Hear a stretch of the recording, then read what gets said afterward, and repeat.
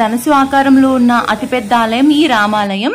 So ఇది మన ఆంధ్రాలోని విజయనగరం డిస్ట్రిక్ట్లో ఉందన్నమాట. సో రామనారాయణం. వీడియో అయితే స్కిప్ చేయకుండా ఫుల్ వీడియో చూసేయండి, లైక్ చేయండి వీడియోని.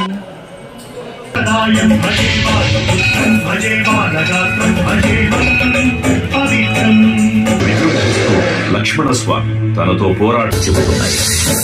మేము వైజాగ్ నుంచి టెంపుల్కి అయితే స్టార్ట్ అయ్యమాట. సో వైజాగ్ నుంచి 45 km వస్తుందంట, అలాగే విజయనగరం 5 km డిస్టెన్స్ ఉందంట టెంపుల్. సో మేము టెంపుల్కి ఫస్ట్ మాకు రూట్ కొంచెం కన్ఫ్యూజ్ అయ్యమంటే ఫ్రంట్ వైపు వెళ్ళలేదు. మేము గూగుల్లో చూస్తే ఈ రూట్ చూపించింది, ఇలా వెళ్ళామంట. అప్పటికే చాలా కార్లు వచ్చినాయి, 4:30 అయింది.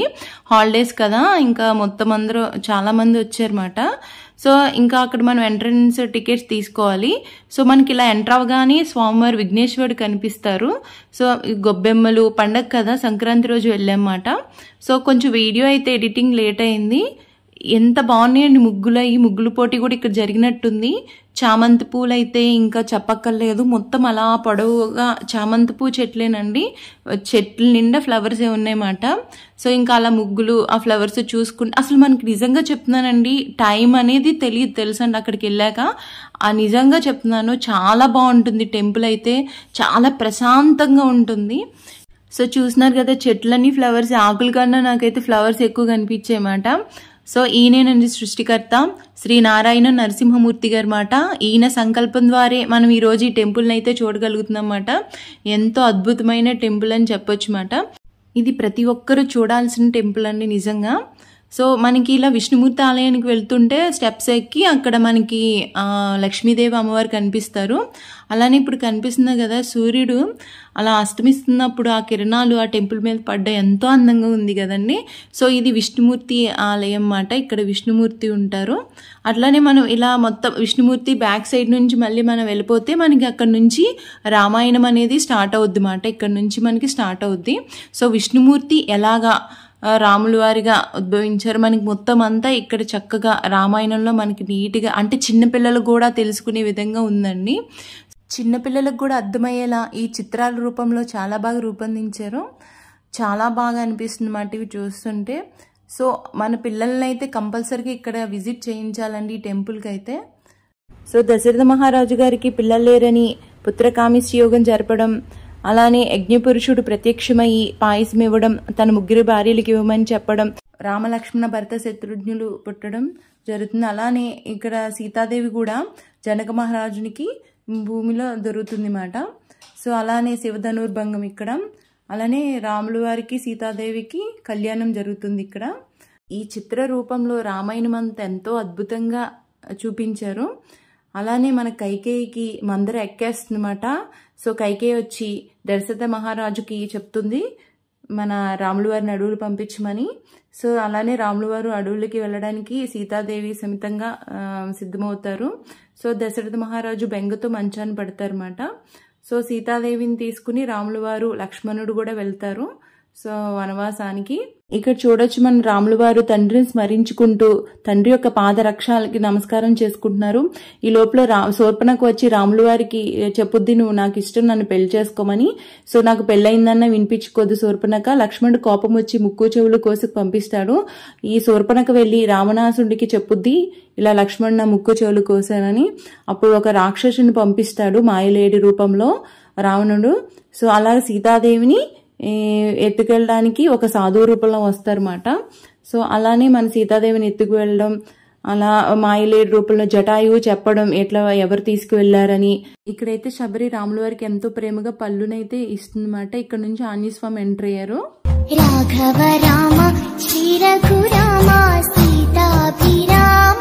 ఇక్కడ చూస్తున్నారు కదా రాముల వారు ఆంజనేయస్వామికి ఉంగరం ఇవ్వమని ఇచ్చిరమ్మని సీతాదేవికి ఆంజనేయస్వామి పంపిస్తారన్నమాట. సో మన ఆంజనేయస్వామి సీతాదేవికి ఉంగరం ఇస్తారు. అలానే మన సీతాదేవి కూడా స్వామివారికి ఉంగరం ఇస్తుంది. సో ఇక్కడ రావణాసుడికి మన ఆంజనేయస్వామి క్లాస్ తీసుకుంటున్నారు అన్నమాట. సో మన ఆంజనేయస్వామి కోపం వస్తే మామూలుగా ఉండదు కదా, లంకని దహనం చేసి వచ్చేస్తున్నారు అన్నమాట.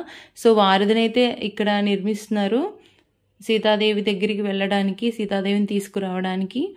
ఇంద్రజిత్ లక్ష్మణుడిపై నాగాస్త్రాన్ని ప్రయోగించడం, లక్ష్మణుడు మోర్చిపై పడిపోవడం, లక్ష్మణుని కాపాడడానికి హనుమంతులు వారు వెళ్ళి సంజీవిని తీసుకురావడం, సంజీవిని పర్వతాన్ని తీసుకొచ్చేసారు ఆయన ఏకంగా. సో అలా లక్ష్మణుడు లేచి ఇంద్రజిత్తుని తల తీసివేస్తారు అన్నమాట కదా. కుంభకర్ణుడు మంచి నిద్రలో ఉన్నారు. ఎంతమంది లేపుతున్నారు చూడండి ఆయన్ని. సో కుంభకర్ణుడు మొత్తానికి నిద్రలేశారు. సో చూస్తున్నారు కదా, ఇక్కడ యుద్ధం అయితే జరుగుతుందన్నమాట. సో సీతాదేవికి ఇక్కడ అగ్ని పరీక్ష, అలానే తర్వాత రాముల వారు సీతాదేవికి పట్టాభిషేకం అన్నమాట. సో ఇదండి ఇక్కడి వరకు అయితే రామాయణం. మనకి మొత్తం ఇవి 72 పిక్చర్స్ ఉన్నాయంటండి. మొత్తం అవన్నీ కలిపి మనకి రామాయణంలో అటు సగం ఇటు సగం అన్నమాట. సో అదంతా అయిపోయాక మేము ఇక్కడికి వచ్చి అటు విష్ణుమూర్తి టెంపుల్ నుంచి ఇక్కడికి రాములవారి టెంపుల్కి వచ్చామన్నమాట. సో అక్కడ రాములవారి టెంపుల్కి వస్తే అక్కడ సేవ అయితే జరుగుతుంది, రాములవారి సేవ. సో పండగ కదా మరి జరుపుతున్నట్టున్నారు. సో అదంతా చూసుకుని మేము ఇక్కడ విఘ్నేశ్వరుడి దగ్గరికి వచ్చామండి. ఇక్కడైతే మనం విఘ్నేశ్వరుడిని వినాయక చవితి రోజు 21 పత్రాలతో పూజిస్తాం కదా. ఆ 21 పత్రాల యొక్క చెట్లు, ఆ పత్రం యొక్క విశిష్టత అయితే ఇక్కడైతే రాశారు చాలా వివరంగా. సో ఇక్కడ దేవుడికి దండం పెట్టుకుని మేమైతే వచ్చేసామాట. అర్జున పత్రం, తులసి పత్రం, ప్రతిదీ రాశారు. అన్ని సింధూర పత్రం అన్నీ ఉన్నాయండి ఇక్కడ. ఆ పత్రం యొక్క ఆయుర్వేద గుణాలు కూడా ఇక్కడ మనకు తెలియజేశారు అన్నమాట. ఇక్కడున్న విఘ్నేశ్వరుడు నమస్కరించుకుని పక్కన గోశాల ఉంది, గోశాలకు కూడా వెళ్ళామన్నమాట. సో అక్కడ గోశాల అయితే పైన అయితే సుదర్శన చక్రం అండి. గోశాల పైన నైట్ టైం చాలా బాగా కనపడుతుంది. సో ఇలాగ కృష్ణుడు మన కన్నయ్య ఇక్కడ నుంచి ఉన్నారన్నమాట గోవుల మధ్య. సో 6 అవగానే లైట్స్ అయితే ఒక్కొక్క లైట్ వేసేస్తున్నారు. చాలా బాగుందండి వ్యూ అయితే. 6 ఫౌంటైన్ ఇక్కడ లక్ష్మీదేవి తల్లి దగ్గర, అలానే వాటర్ ఫౌంటైన్ చాలా బాగుంది. అలానే సరస్వతీదేవి మొత్తం అంతా మాట ఇది పైన వ్యూ. జనాలు అయితే చాలా బాగా ఎక్కువ వచ్చారండి, చాలా ఎక్కువ మంది వచ్చారన్నమాట. మేము వెళ్ళినప్పటికన్నా ఇప్పుడు చాలా ఎక్కువ మంది వచ్చారు. సో చెప్పాను కదా సుదర్శన చక్రం అని గోశాల అది. నైట్ వ్యూ అయితే చాలా బాగుందండి. సో మనకి లేజర్ షో అయితే స్టార్ట్ అయిపోతుందంట 6:30 నుంచి. సో స్టార్ట్ అయిపోతుంది. జై శ్రీరామ్, జై జై శ్రీరామ్. శ్రీ గురు చరణ సరోజ రజ నిజ మన ముకుర సుధారి వర్ణౌ రఘువర విమలయసా జోదాయక ఫలచారి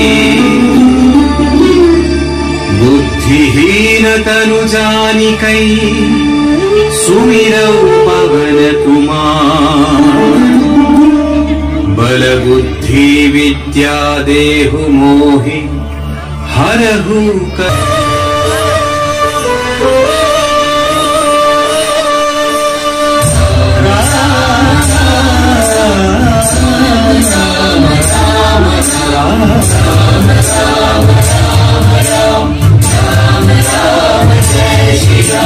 जय हनुमान ज्ञान गुण सागर जय कपीश तिलोक उजागर राम दूत तुलित बलधामा अंजनी पुत्र पवन सुत नामा जानकी जय बोलो हनुमान की राम लखन जानकी जय बोलो हनुमान की महावीर विक्रम बजरंगी कुमति निवार सुमति के संगी कंचन वर्ण विराज सुवेशा कानन कुंडल कुंचित केसा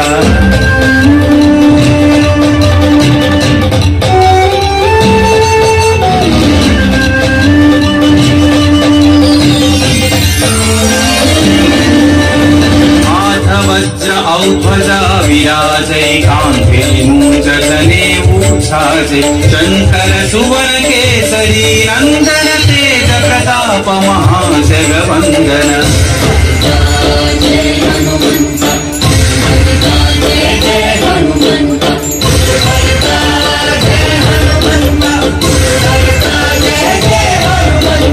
विद्यावान गुणी अति चातुर राम काज करिए को आतुर प्रभु चरित्र सुनिए को रसिया राम लखन सीता बन बसिया श्री राम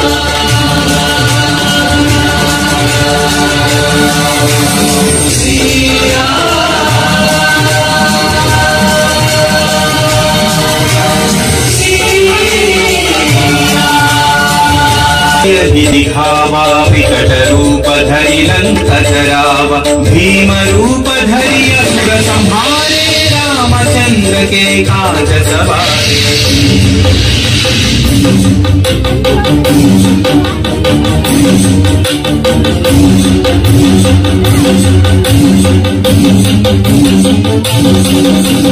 लाय सजीवन लखन जियाए श्री रघुवीर हरषि उर लाए रघुपति कीन्ही बहुत बढ़ाई तुम मम प्रिय भरत सम भाई जय जय जय जय जय हनुमंत राम भक्त श्री जय हनुमंत जय जय जय जय जय हनुमंत राम भक्त श्री जय हनुमंत सहस्र वदन तुम्हरो निज गावै हस कहि श्रीपति कंठन धावै सनकादिक ब्रह्मादि मुनीश ब्राह्मण शारद सहित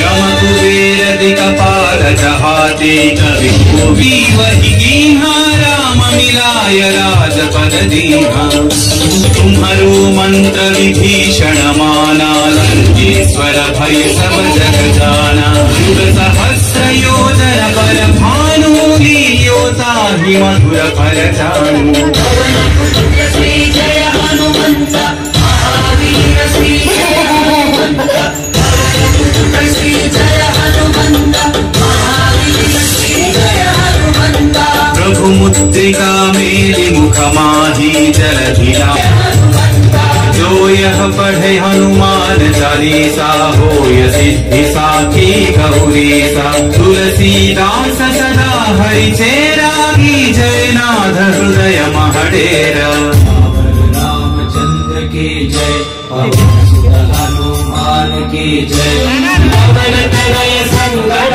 हरना मंगल मूर्ति राम लखन सीता सहित हृदय बसहु सुरभु राम लखन सीता सहित हृदय बसहु सुरभु राम लखन सीता सहित हृदय बसहु सुरभु मंगलहारी बिहारी राम लक्ष्मण जानकी जय बोलो हनुमान की जनेयं प्रसन्नांजनेयं प्रभादिव्यकायं प्रकीर्तिप्रदायं भजे मातपुत्रं भजे मानदात्रं भजे भक्तं पवित्रं भजे सूर्यमित्रं भजे रुद्ररूपं भजे कर्मतेजम् అది రామ సైన్యంతో విజృంభిస్తూ లక్ష్మణ స్వామి తనతో పోరాటం చేస్తున్న రావణుడి కుమారుడు ఇంద్రజిత్ తలని బాణంతో ఒక్క వేటుతో వేరు చేశాడు. ఇంద్రజిత్ మరణ వార్త విన్న రావణుడు ఆవేశంతో ఊగిపోయాడు. ప్రతీకారం కోసం పాతాళ లోకాధిపతి తన సోదరుడు అయినటువంటి మహిరావణుడి సహకారం కోరాడు. సాయంత్రనీ నామ సంకీర్తనలు చేసి నీ రూపు వర్ణించి నీ మీద నేదండ కంచేయ నీ మూర్తి గావించి నీ సుందరం పెంచి నీ దాసరాకుండనై రామ భక్తుండనై నిన్నే కొల్చెదను నీ కటాక్షంబునం చూచితే వేడుకలు చేసితే రామురాలించితే నన్ను రక్షించితే అంజనాదేవి గర్భాన్మయా దేవ నిన్నెచ్చనేరంత వారం దయాశాలి వై చూచియుం దాతవై సద్గదం నిలిచియుం తొల్లి సుగ్రీవ కుమ్మంత్రి వై స్వామి కార్యార్థమయ్యేగి శ్రీరామ సౌమిత్రులను చూచి వారిని విచారించి సర్వేసు పూజించి ఎవ్వాడు చంపంటు గావించి వారిని చంపించి సతిల కుంకుపాదుల్ని దీక్షించి కిష్కింధకే తెంచి శ్రీరామ కార్యార్థమైన తెంచియుం భూమి తుంచూచి ఆనందము పొంగియాయుందరం బిచ్చి ఆరత్నముం తెచ్చి శ్రీరామముం ఇచ్చి సంతోషముం చేసి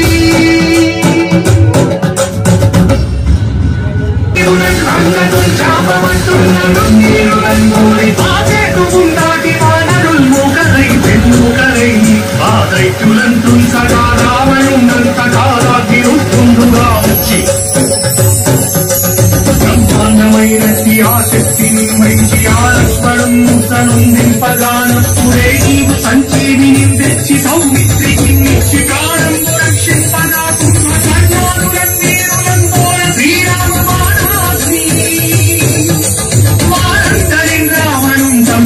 ఆనంద లోకం పురానందమయ్యుండనప్పేణనంది భీషణ్వేడు కంతోడు కన్వచ్చి పట్టాభిషేకంబు చేయించి సీతామహాదేవిని తెచ్చి శ్రీరామునిచ్చి అంతం అయోధ్యాపురించొచ్చి పట్టాభిషేకంబు సంరంభమయ్యున్నా పాతకు ఆర్పివేసి ఆ దుష్ట సోదరులను తుదముట్టిస్తాడు. తూర్పు దిక్కున చూసే శ్రీ హనుమాన్ ముఖం సర్వ పాపాలను హరించేదిగా, దక్షిణ దిక్కున చూసే శ్రీ నరసింహుడి ముఖం శత్రుభయాన్ని పోగొట్టి విజయం చేకూర్చేదిగా, పశ్చిమ దిక్కుని చూసే శ్రీ గరుడ ముఖం భూత ప్రేత తాంత్రిక భయాలను పోగొట్టేదిగా, ఉత్తర దిక్కు వైపు చూసే శ్రీ వరాహ ముఖం గ్రహదోషాలను హరింపజేసి అష్టైశ్వర్యాలను అందించేదిగా, ఆకాశం వైపు చూసే శ్రీ హయగ్రీవ ముఖం విజ్ఞానాన్ని, విజయాన్ని, ఉత్తమ జీవిత భాగస్వామిని అందించేదిగా పురాణాలు చెబుతున్నాయి. కావున భక్తులారా, అన్ని విధాలుగా మనలను ఆపుకునే శ్రీ ఆంజనేయ స్వామిని మనసారా స్మరించుకుని ధరించండి. శ్రీ శ్రీ శ్రీ మహావీర బజరంగ బలికి జై. సో ఈ లేజర్ షో అనేది డైరెక్ట్గా చూస్తే ఇంకా చాలా బాగా అనిపిస్తుంది అనమాట. సో ఈ అనంత పద్మనాభ స్వామి మనం ఫస్ట్ విష్ణుమూర్తి ఆలయం చూసాం కదా, సో దాని కిందే ఉంటుందండి జ్ఞానమందిరం. ఇది అనంత పద్మనాభ స్వామి జ్ఞానమందిరం. సో వీడియో నచ్చితే లైక్ చేయండి. Thank you for watching. Bye.